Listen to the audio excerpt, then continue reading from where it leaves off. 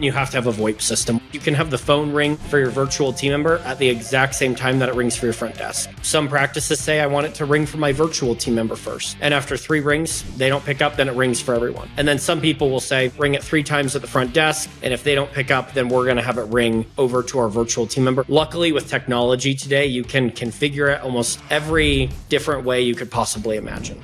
Hello, everybody, and welcome to another episode of the Raving Patients Podcast. As always, I first want to thank our sponsors, both Dental Intelligence and the Doc Sites, for their support, allowing me to come to your inbox every single Friday at 5:30 Eastern Time with a new episode. So I want to remind everybody that I have an amazing event every single year. It's called Supercharge Your Dental Practice. In 2025, it will be back in South Florida at Pier 66. It's a brand new resort. It probably is just opening as you listen to this, so it's brand new. It's in Fort Lauderdale. It's September 26th and 27th, 2025. We have an amazing selection of speakers that will be announced shortly. So remember that. My guest is Cory Pinegar from Reach. Cory is Chief Executive Officer of Utah-based CallForce, or Reach in this case, a groundbreaking dental service startup helping dental practices increase patient engagement and revenue. In 2016, at the young age of 22, Cory struck gold and purchased the company, then named Recall Solutions, from software giant Weave for just $1. Since then, the visionary entrepreneur has grown Reach from 35 clients to nearly 3,000, and with a workforce of close to 200 employees. Reach has been named one of the fastest growing companies by Inc. 500 and has been recognized repeatedly by the Salt Lake Tribune as one of the best places to work. In 2021, Cory founded the remote staffing company Team, which helps simplify hiring international talent. So please welcome to the Raving Patients Podcast, Cory Pinegar. Thank you, Cory, so much for joining me today. Len, good to see you. So we've been working together for a long time.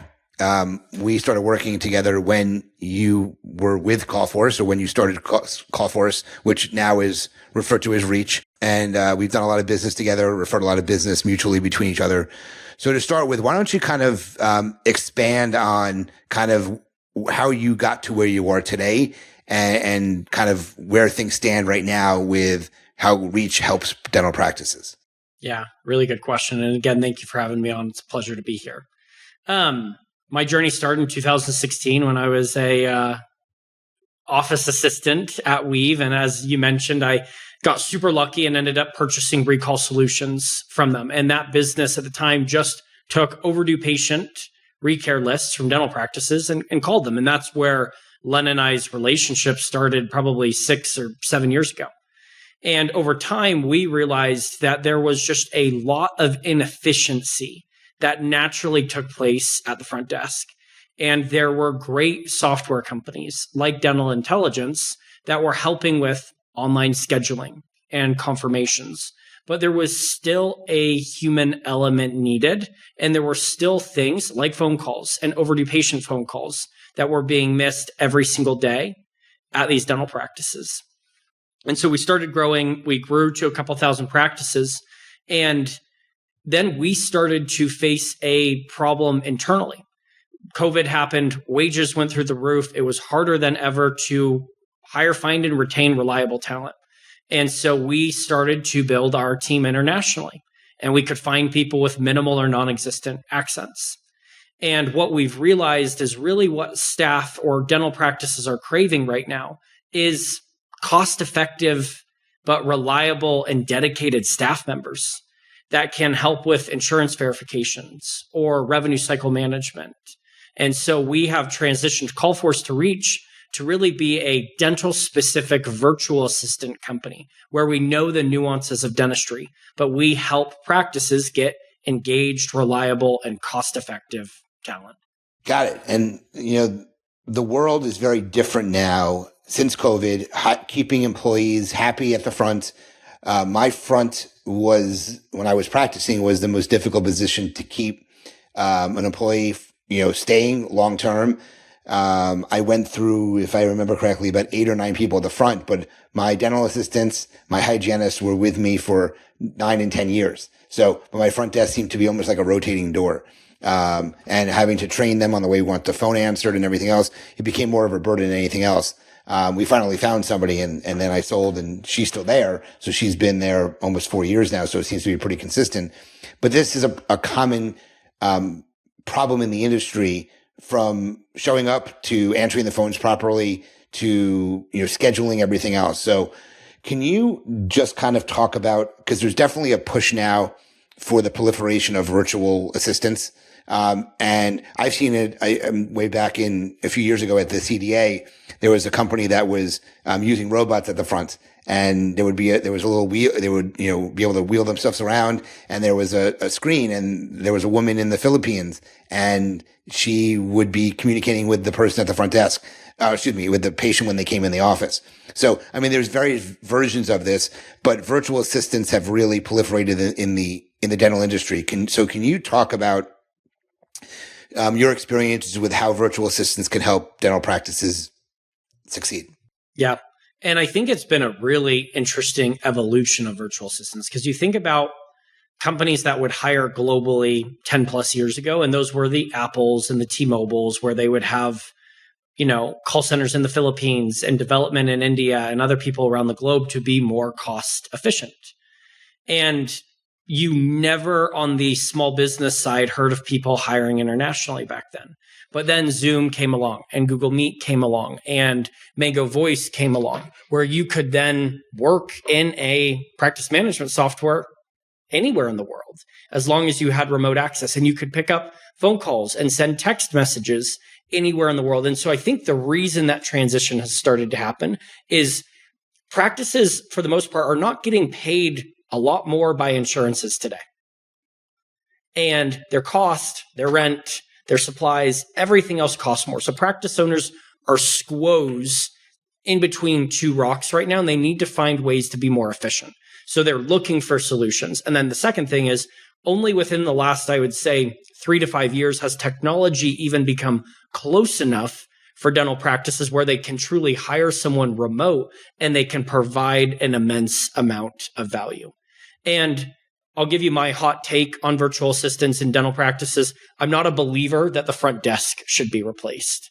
I know there are companies out there who do it. I think the front desk is the most vital position for building and maintaining relationships with the patients. But what often gets convoluted in dentistry is the front desk and the back office smashed and blended into one, where you're doing revenue cycle management, you're doing eligibility checks, you're following up on patient statements, you're doing recare calls, and all of that takes away from the focus and the relationship with the patient. And so what I believe is there's certain things that actually can be stripped from the front desk and allow them to focus on what they're best at and where they can provide the most value. And then a virtual team member can help with those areas in the back that can also be more efficient. Someone's listening to this podcast. They have always been interested in potentially bringing in a virtual assistant to assist them. Can you talk about some of the, and I'm sure you can say it's every procedure, but I want to be specific here. Can you talk about what the virtual assistant can do in a practice to alleviate some of the burden that's placed on some of the other employees? So what do most have expertise in? What is the gamut of different things that they can do for an office? Great question. So I'll break it into 4 common areas. There's probably more than that, but if you looked at, today we have over 250 virtual assistants just working for practices in a one-on-one relationship. 85% plus of those break into 4 categories. Number 1, it's inbound and outbound phone calls. And since our team is predominantly in Latin America, there's a minimal or non-existent accent, and you can get a Spanish speaker as well. So we commonly get hired there.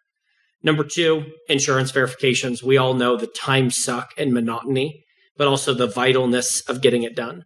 Number 3 is more broad revenue cycle management related work.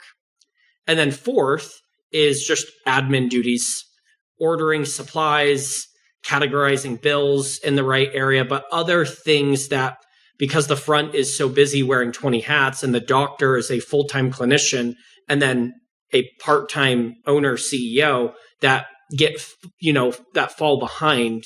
And so helping in odds and ends admin areas is probably the 4th most common role. But those 3 main ones, phone calls, insurance verifications, and revenue cycle management, by far are the most common areas.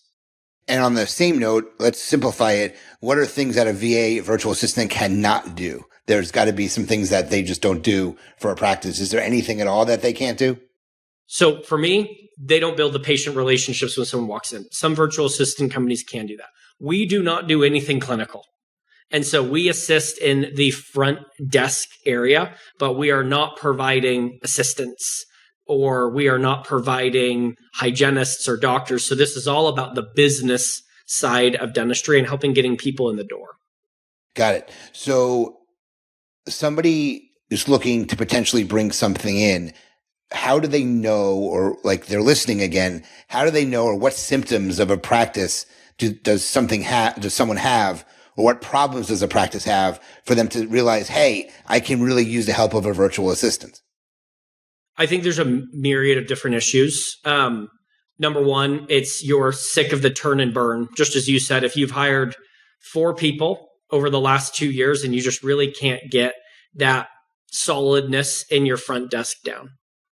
And you need to hire certain qualifications like Spanish speaking, and that may be difficult in your area. So that's number one. Number 2 is providing additional cash flow by finding more cost-effective staff. So if you are feeling that strain that we talked about earlier on, then I think it's also the right time to look at it. And then the third is that your front is overwhelmed in some area, and you may not need a full-time person in the practice, but you also still need to add resources. This can be an area to help alleviate missed phone calls or do better work on the revenue cycle management side. And I think oftentimes people in dental practices think about this as a one-for-one replacement with a staff in the practice, and you can look at it that way. But then when you look at general dental data, 30% of all phone calls go unanswered. And so it's not even just about replacing people in the front desk. It's about truly getting the staffing levels that you need so that you can take care of the patients and the opportunities that are coming your way. So let's use that as a scenario right now. I want to role play here somewhat. Someone has a virtual assistant working from them through Reach. The phone is ringing off the hook. Some of the calls are not being answered. And I think you just said 30+% of phone calls are not answered in a practice. Most will say, I answer every call. I know for a fact that doesn't happen. Cause I actually thought I answered every call. My office answered every call, and we were missing a significant amount of calls. So I know it's not true, that all phone calls are answered. How does a virtual assistant fit into that? So after it reaches a certain number of rings, does it forward a phone call to the team member? How does that all happen in an office? That's what I'm curious about. Yeah. So number one, you have to have a VoIP system, which is pretty common in dentistry. And the cool thing about it is you can configure this a million different ways. You can have the phone ring for your virtual team member at the exact same time that it rings for your front desk. Some practices say, I want it to ring for my virtual team member first. And after 3 rings, they don't pick up, then it rings for everyone. And then some people will say, great, ring it 3 times at the front desk. And if they don't pick up, then we're going to have it ring over to our virtual team member. Luckily, with technology today, you can configure it almost every different way you could possibly imagine. Got it. Now that makes sense. Okay. So, and then how does the relationship between the virtual assistant, and I'm assuming there's a dedicated person that works just for the office? Yes. And with our model, you actually hire someone specifically. So you're not, if Len, you came to us and say, I want to hire a virtual assistant, we're not going to be like, great, Joey's your person. He's next in line. We sit down and say, okay, what hours are we covering? Do you need Spanish and English? Do you need insurance verification experience? And then what personality and soft skills work well with you and your team? We go individually recruit for every single practice so that we can find the right long-term fit and someone who is going to enjoy working for you, and you're going to enjoy having them work for you as well. So it's, enjoyable on both sides of the aisle. Then you do the interviews. You're going to interview 3 to 5 people, and then you can say, I really like this person. Then let's bring them on, and they join your practice from 8 to 5 or whatever hours you decide, day in and day out. But they can also work other hours as well if they want stuff done. So let's take the Recall Solutions model. Okay, Recall Solutions model, when you bought the company, and I was actually a client of Recall Solutions when Brandon owned it. So just so you know, but with Recall Solutions, their big thing was they called after hours, after the practice was closed, basically, and we're trying to get people when they were home to have them reschedule or to schedule appointments. So I'm assuming that you can use part of that model and say, okay, I want you to work. I'm just make 12 to 8 rather than 8 to 5. And from 5 to 8, I want you to call patients to try to get them back in the schedule for recare. Is that a fair kind of analogy? Exactly. And people can hire for part-time or full-time. And some practices say, I get a lot of phone calls because I run an emergency-based business and I want someone working full-time Saturday and Sunday. And that's, again, why we individually source once we understand the scope. And to be clear, I know you have competition, okay? And there's been a proliferation of competition in the last few years, obviously. I think, and I'm not going to mention names, but some of them are getting people from Zimbabwe. Your talent comes from where?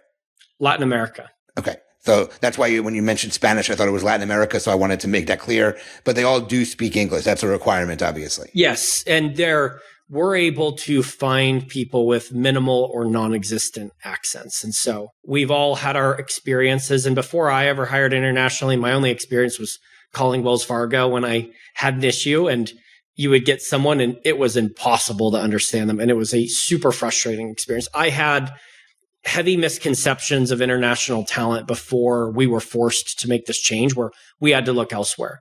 If you're willing to look hard enough and pay people and treat people well, you can find some of the most amazing people. And the reason we love Latin America is that Spanish and English, and they work our same time zone. Yeah, no, that's completely agreeable there. I know because I call a lot of companies, I deal with, let's say call centers. Okay. A lot. And it's very frustrating sometimes. And this is the exact opposite because you're obviously speaking with someone who can communicate with you, which I think is really important. And the practice ultimately gets to decide this is a person we want and will believe accurately represent us to our patients. Got it. So can you talk about kind of the cost for someone like this? How many hours do you need? Like there must be a minimum, but, I know you said part-time or full-time. So I don't know if that's 20 hours or 40 hours, but whatever the number is, can you talk about the financial aspect of this? Cause it's going to lead into my next question. Yeah. So we most of the time get hired for full-time and we go as low as 20 hours a week. It's hard to find really good staff that want less than a significant part-time job.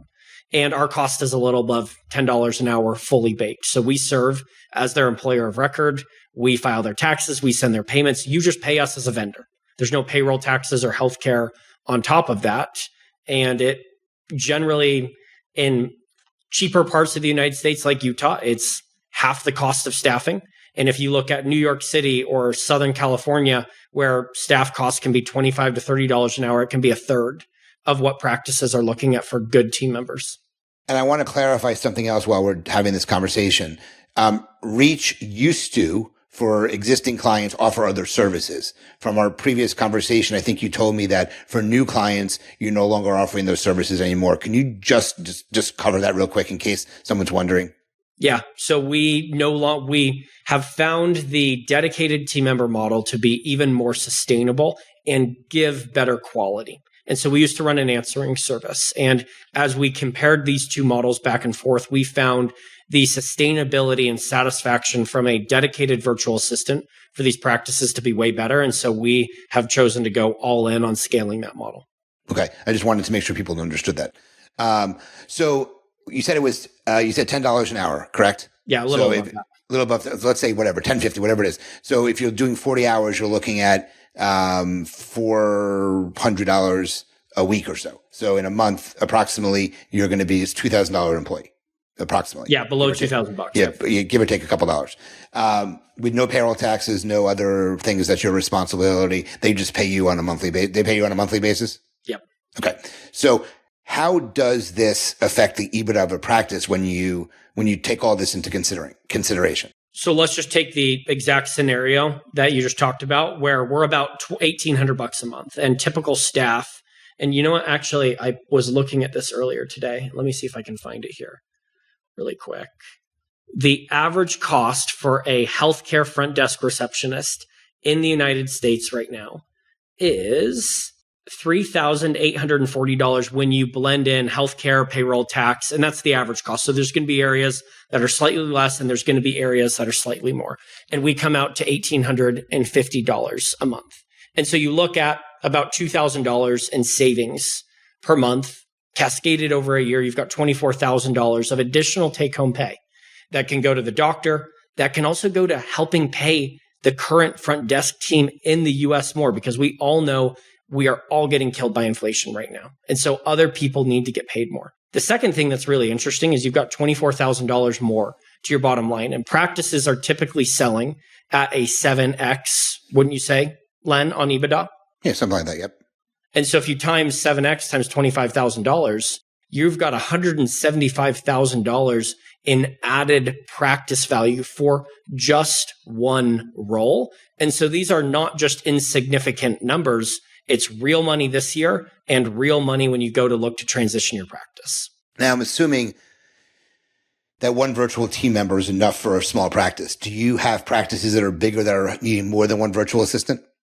Yeah, we have one solo location practice that has five full-time team members and one part-time team member. So there's a very large gamut, but I would say for most solo practices, having one team member help with the insurance verifications and phone calls provides significant lift. Got it. So I'm curious, there's a big push in the industry now, and we hear about it every day now. AI is this, AI is this. It's crazy what AI is doing. So can you talk about it? Does AI play a role in anything that we're talking about here? Yes. And this is like one of my favorite subjects out here. I think people look at our business model and look at us as competitory to artificial intelligence. First of all, artificial intelligence is the way our world is heading. I think about when Smile Reminder, which was one of your first engagement solutions, came out 20 years ago. Everyone thought, oh no, it's going to kill the front desk because it helps with confirmations and it will give you a patient pop on certain names. But all it did was made the front desk more efficient. And so when we look at artificial intelligence right now, we know that the industry is radically going to change over the next 3 to 5 years. But let's take OpenAI or ChatGPT as an example. Right now, it still takes a human to put information in and get great information out, but it makes you more efficient. I use it every single day in my job. It helps me write emails. I'm more effective and efficient. I can analyze data. And so we believe that partnering with great AI companies and having then augmented, cost-efficient, and reliable staff is the steroids to it. And so a message that we're getting out there really loud and clear right now is we don't look at it as competition, but we look at when those two superpowers combine, its cost effectiveness on steroids. And so we're not an AI company. We're not going to be developing any products going forward, but it's really helping people understand that the sewing machine didn't get rid of people who worked in fabrication. It just made them more effective. And we believe that in dentistry, there's a radical transformation over the next 3 to 5 years. And we're excited to embrace it and have our team members help practices enable that even more. And I want to repeat something that you made very clear in the very beginning. And I thought it was really important. You're not talking about replacing front desk people, which I know some of the AI stuff is saying that they can replace a human. You want to work in conjunction with the people at the front desk to make the practice more efficient. You think about the typical front desk person, they probably wear 20 hats in a single day.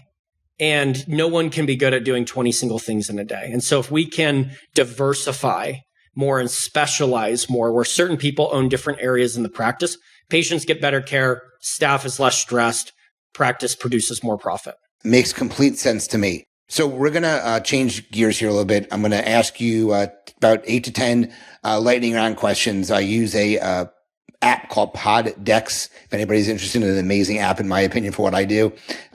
This is a deck called The Hustle, and it's business-related questions. So I'm going to ask you these. Again, answer them fairly quickly. We'll get to 8 to 10 of them. So do you keep a journal, and does it help you? I do not keep a journal. I should. If you had one piece of advice to someone just starting out, what would it be? To just start. There's nothing that beats getting out there and doing it. What book do you want to go back and reread as it's made a great impact to you on the first time you read it? Traction by Gino Wickman. If you lost everything you worked for tomorrow, what's the first step you would have in starting over? I would go get a job. I've always thought I would be a bartender, and then I would work on starting another business on the side. Okay. How did you build a successful customer base? I believe in product market fit. So you just have to solve real problems. We don't invent anything, but we look for pain points, solve real problems, and our customers, if we satisfy them, carry us forward. Got it. What has been your most satisfying moment in business? Knowing that I can take care of the people that I love the most around me. That's nice. All right. Who have you looked to for advice or mentorship? I was a really early employee at Weave. So the founders of Weave are some really good people and smart businessmen. So Brandon and Jared Rodman. And probably more than anyone else, my dad. Okay. What would you say are the top 3 skills needed to be a successful entrepreneur? Oof. Being relentless so you can get hit in the head endlessly. Communication is second. And being willing to work as a team is number 3. Okay. How do you define success, or what is your definition of success? Success to me is accomplishing what you want to. I don't think success is monetary or customer base or this or that, but it's feeling that you went out there and gave 100% and made a hard day's work out of it. Which 3 adjectives describe your strengths? Relentless, energetic. I'd probably say those 2. I believe in hammering through the wall to get to where you want to go. Okay. A couple more questions. Who would you, in the industry, who would you love to collaborate with, and what would you love to collaborate on? I think Mango Voice runs an amazing company.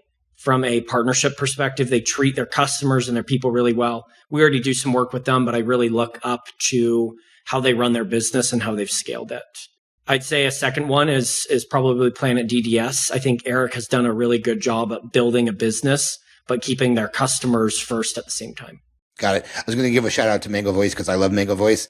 My son is in a Jewish youth organization called BBYO, and my wife posted on her timeline and tagged me that my son was raising money for his organization. And Kevin from Mango Voice donated, and I thought that was really nice. So I want to give a shout out to Mango Voice because they are really, really good people. And people in the industry always ask me, and this is, segueing here, but people in the industry always ask me why I choose to partner with companies. And I always say it's not about the product, it's about the people behind it. And Mango Voice are really good people. So just so you know that. I'm sure you know that yourself because they're in Utah with you. So, let's see. What else do we got here? This is a tough question, so we'll see how you're good with it. Okay. If you had to open up a lemonade stand tomorrow, what would you call your stand? Cory's Lemonade. Easy. And why? You're going to ask why. Because I think people buy personally. People want real relationships. And so it's not this big chain, but it's the idea of gathering intimate relationships with your customers. I go to the same small coffee shop every morning. Do they make their coffee that much better than Starbucks? Maybe, maybe not. But are they great people? And do I love supporting a small cause? Yes. Got it. 2 last questions. Is there anybody in the industry who would you love to have as a mentor? I think the people who helped scale Henry Schein early on, I don't have specific names, but they were able to build a behemoth of a business. And then I look at people like the founder of Modento or other people who are great product leaders and built something that took off like Storm, Carl, as great other mentors because they focused on solving real problems and that carried their business forward. Great answer. And last question, I ask everybody this question. What is one subscription, either business or personal, that you could not live without? Subscription. YouTube. I get no ads on my YouTube and I watch a ton of YouTube videos. It's the best damn thing in the world. Because you don't have to watch the interruptions from the commercials. Yeah. I get my documentaries wholeheartedly 35 minutes with no commercials. Got it. I talk about commercials even on TV. It's called interruption marketing. It's interrupting you from doing something you enjoy doing. So I hate watching live television, other than if it's sports. I watch everything else on recorded TV because I don't like the commercials. It's given us too good. I watch Sunday Night Football now and I'm like, why the hell are these commercials up here? Yeah, exactly. So Cory, how can people find more information about Reach? How can they reach out to you if they have any questions? Give your contact information. So easiest way to reach us as a company is going to our website, which is www.getreach.co. And then if people ever want to reach out to me personally, I'd love to chat. My email is just Cory@getreach.co, and it's CORY. Was there any type of specials you were offering to anybody on the podcast? I wasn't sure if you were offering something. Yes. So if anyone's interested in trying up, just let us know that came from Dr. Len Tao, and you get $500 off your first month. Okay. So that's a nice discount. It's basically 5 hours of free. You said $500, right? So $500. Right. So it's what is it? 50 hours of free stuff. So exactly. Nothing wrong with that. Well, Cory, this was great. Thank you so much for joining me today. Guys, if you want more information about Reach, Cory just gave his contact information. Please reach out. Let him know that you heard about it through the Raving Patients podcast or myself. Reach is a great company. I know Cory for a very long time. I used him in my practice for many years. So this is a personal testimonial that they're really good people and really great product. So please reach out if you find a need for the use of what Reach does. If you like the episode, please share it. Please tell your colleagues about it. Please tell your colleagues about Reach as well. Referrals are a great recommendation, so nothing wrong with that as well. Remember about my event, Supercharge Your Dental Practice, September 26th and 27th in 2025. It's at the Pier 66 Resort in Scottsdale. In Scottsdale. That was last year's event in Fort Lauderdale, Florida, not far from where I live. Cory was there the last couple of years. He's going to be back this year with Reach as a vendor. And as I end every single one of my podcasts, remember, your reputation matters. Until the next episode, Cory, thank you so much for joining me today, and we'll talk to everyone soon. Thanks, everyone.